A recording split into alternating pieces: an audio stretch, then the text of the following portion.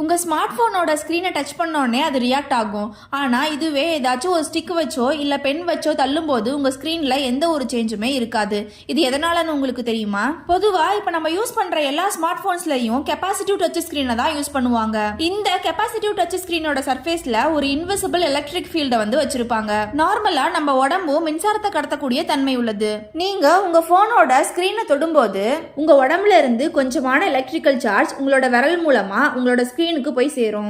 இதனால நீங்க தொடக்கூடிய அந்த இடத்துல இருக்க இன்விசிபிள் எலக்ட்ரிக்கல் ஃபீல்டுல ஒரு சேஞ்சஸ் வந்து நடக்கும். இந்த சேஞ்சஸ உங்க மொபைல் போன் சென்ஸ் பண்ணி அதுக்கேத்த மாதிரி ரியாக்ட் பண்ணும். இதனாலதான் நம்ம ஃபிங்கர்ஸ் யூஸ் பண்ணும்போது நம்மளோட ஸ்கிரீன் ஒர்க் ஆகுது. இதுவே நம்ம கையில கிளவுஸ் போட்டுக்கிட்டு ஸ்கிரீனை யூஸ் பண்ண ட்ரை பண்ணும்போது ஸ்கிரீன்ல எந்த ஒரு சேஞ்சஸுமே இருக்காது. ஏன் அப்படின்னா உங்க கையில இருந்து வரக்கூடிய எலக்ட்ரிக்கல் சார்ஜ கிளவுஸால கண்டக்ட் பண்ண முடியாது.